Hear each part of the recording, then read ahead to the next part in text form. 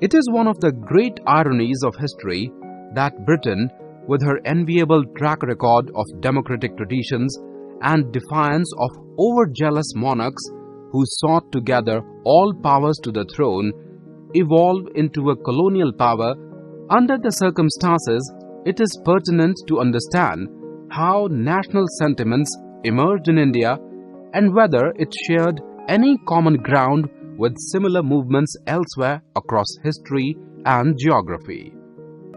In this chapter, we will study the following topics: the non-cooperation movement, an overview; the civil disobedience movement and popular uprising 1930-34, and peasant, worker and tribal movement. Peasant, worker and tribal movements. It was only after 1917 that the peasants began to develop political consciousness. They began to take part in organized national struggles and subsequently even build their own organization under their own flag, design a program and organize a struggle for the fulfillment of that program under their own leadership. Champaran Peasant Movement. In 1917-18, Gandhiji led a struggle of the peasants of Champaran in Bihar against the indigo planters, most of whom were Europeans. Gandhiji employed his usual method of satyagraha. The government appointed an inquiry committee with Gandhi as a member. On the basis of its report, it enacted a law that brought practical relief to the peasants. The result was the abolition of Tinkhatiya system and compensation to the indigo growers for illegal increase in their dues. Kheda Peasant Movement. According to the revenue rules, a remission of 25% was valid if the crop yield was less. The cultivators brought the case to the government officials, but they insisted on collecting the full land revenue. Gandhiji intervened in this matter with the support of Vallabhbhai Patel and Indulal Yagnik. He toured the district, organized the peasants, and won the support of all classes. They refused to pay land revenue and were prepared to suffer. The satyagraha lasted till 1918. The government was forced to issue orders secretly directing that the revenues should be recovered only from peasants who could pay and to accede to the just demands of the peasants. Bardoli Movement. The reason for the movement was that the Bombay government increased revenue by 22% despite the fall of cotton prices. Secondly, the demand for land was so high that the rental charged by the pattidars or landlords fast outstripped the amount of revenue they paid to the government. The Bardoli movement, 1928, was aimed at undoing this injustice. Kunwarji Mehta and his brother persuaded Sardar Vallabhbhai Patel to organize a non-revenue campaign. The pattidars turned their students' hostels into campaign centers and harnessed the entire work of the Khadi Mandal in the no-tax agitation. As a result, the government was forced to reach a settlement on the basis of a judicial inquiry and return the confiscated lands. The Maxwell-Broomfield Inquiry Commission into the issue reduced the land revenue in Bardoli from 26% to 6.03%. The MOPLAH Uprising, 1922. The economic discontent of the MOPLAHs, who were mainly Muslims agriculturists, intensely exploited by the Nambudiris, who were Brahmin landlords in Malabar, was canalized by the Muslim communalists into communal channels. As a result, the revolt, though predominantly economic in content, took on communal overtones, leading to tragic loss of life and property. The revolt was ruthlessly crushed. About 3,000 MOPLAHs were killed and several thousand wounded. About 3,000 MOPLAHs were transported for life imprisonment to the Andamans. This action of the British demoralized the MOPLAHs so much that after this they did not dare to participate in any peasant movement or political activity till 1947. The peasant movement in the United Provinces.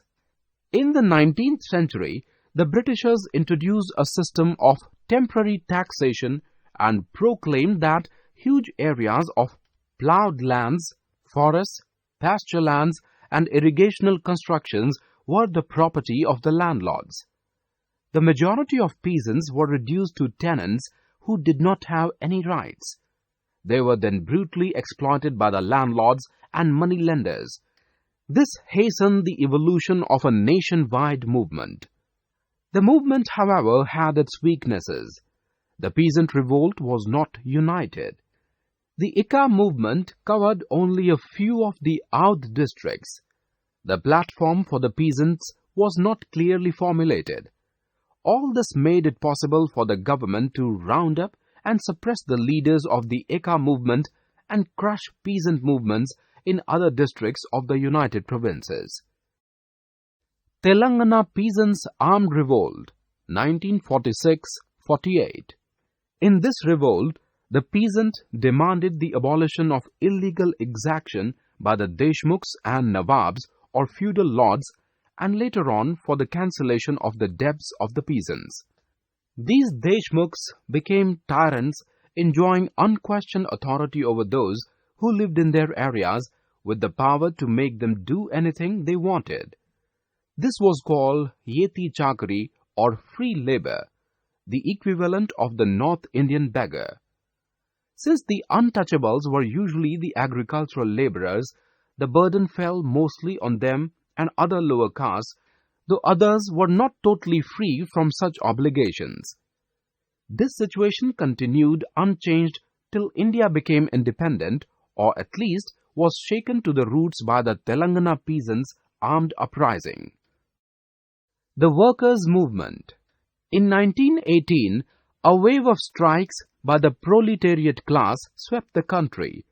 They strove for higher wages, for regular payment of wages, for the introduction of a lunch break, for a reduction in fines, etc. The large strikes in 1918-19 took place in Ahmedabad, Madras, Bombay and Calcutta, where the majority of the industrial workers was concentrated. Both the British imperialists and Indian bourgeoisie strove to gain control over the growing labor movement and weaken it by organizing all sorts of conciliation boards, arbitration courts, etc. The few welfare laws passed by the British government, such as the Indian Ports Act of 1931, the Workmen's Compensation Act of 1934, the Factory Act of 1934, the Mines Act of 1935, the Payment of Wages Act 1936, etc., proved inadequate. The rise and growth of trade union movement. In 1920, as a result of the efforts of N.M. Joshi, Lala Lajpat Rai, and Joseph Baptista, the All India Trade Union Congress was founded. The All India Trade Union Congress, AITUC, came forward with an extensive and bold program. Its declared objectives included the establishment of a socialist state in India, socialization and nationalization of means of production, securing better economic and social conditions, protection of liberties like freedom of speech, association, and even strike for the working classes, abolition of privileges based on caste, race, creed, religion, and community, and participation in the national struggle.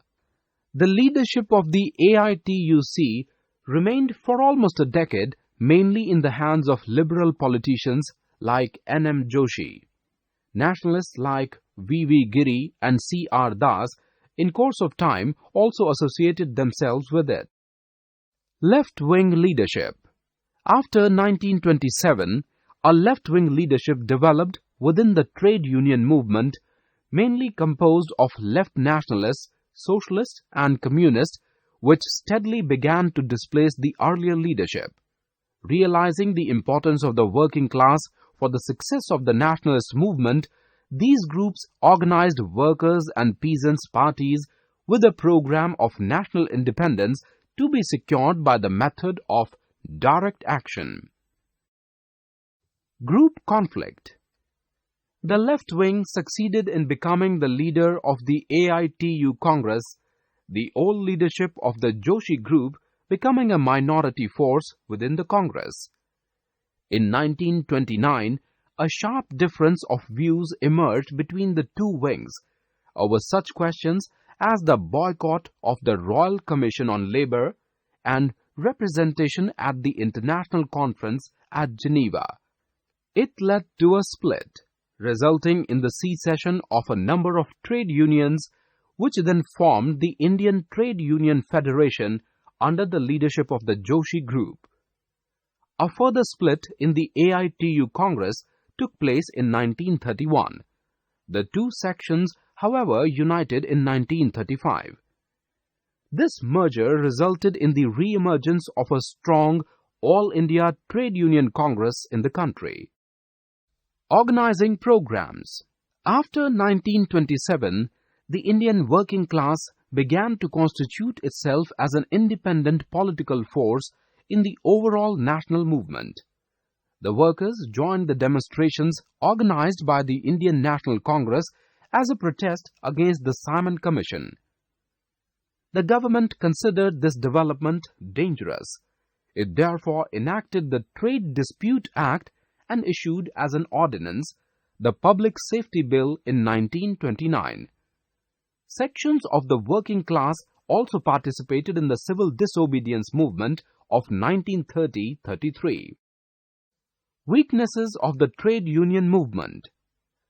The major weaknesses of the trade union movement in terms of its functional aspects were illiteracy among most of the industrial workers, dependence on outside leadership, susceptibility to potential influences, and periodic splits in the movement.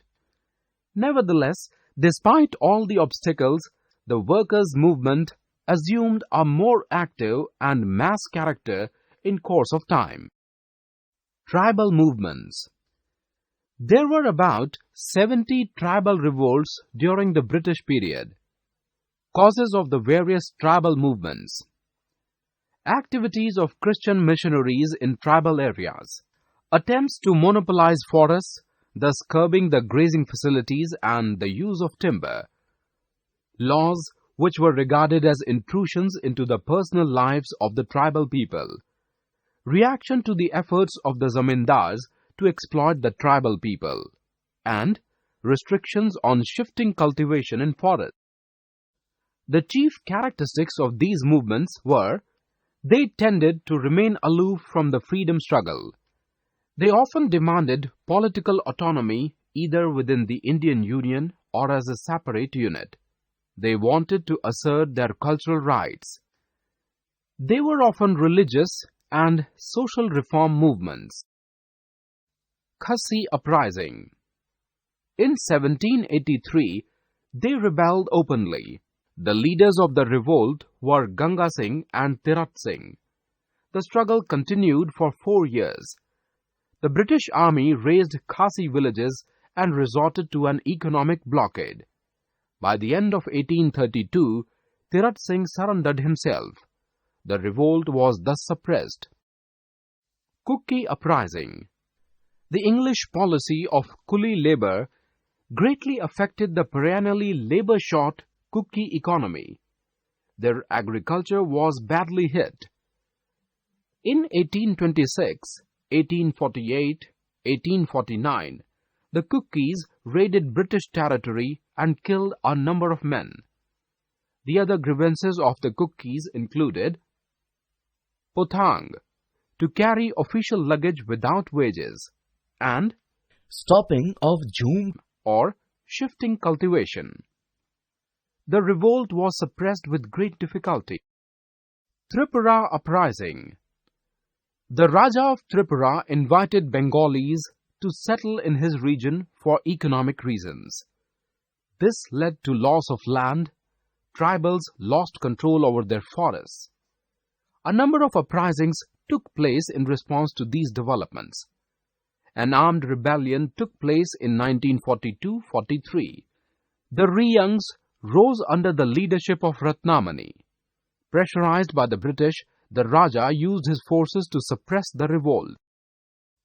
Zalian Song Movement. The importance of this movement lies in the fact that it had links with the national movement. After 1891, the hill tribes were under the direct control of British authority. This increased the exploitation of the tribal people. This meant they had to provide for traveling allowances in the form of cash as also food for touring officials. Rendered forced labor, pay a new house tax, and allowing the preaching of Christianity as against their traditional faith. The tribals revolted but later submitted to the authorities. Rani Gaidinliu's movement. The movement was started by a young Rong Mai leader, Jadonang. The Indian National Army nicknamed Gaidinliu Rani, who revolted to bring about social unity, to revitalize the age-old religion by abolishing new customs, as political struggle against British rule, and establishment of Naga Raj. Difference between plains and tribal movements. The tribal movements differed from the uprising in the plains in two aspects. Tribal people resented the English penetration of their areas. The tribal movements were of longer duration than the plains uprising. Forging a sense of nationality. Bengali literature visionary Bankim Chandra Chattopadhyay first came up with the concept of Bharat Mata with his poem Vande Mataram. Such works of literature, paintings and ballads became the stuff of song and legend, and were close to the hearts of martyrs offering satyagraha to ruthless imperialist troops. The energy unleashed by such ideological weapons was enough to inspire great deeds of valor and sacrifice and ultimately topple the Raj. Gandhiji sought to integrate all elements of the Indian polity in order to forge a united front to crush the faltering British morale. He and other national leaders such as Tilak and Nehru were also pictured in their roles as freedom fighters. Conclusion. The cumulative effect of all the upheavals was beginning to assert itself, leading to the stirring of pan-India nationalism that needed but the spark of some momentous event to trigger a meltdown of the British government in India. That spark was provided by the Second World War, which left Britain a shadow of her former self. Albion was far too weak now to retain her grip on the colonies, which now clamored for independence.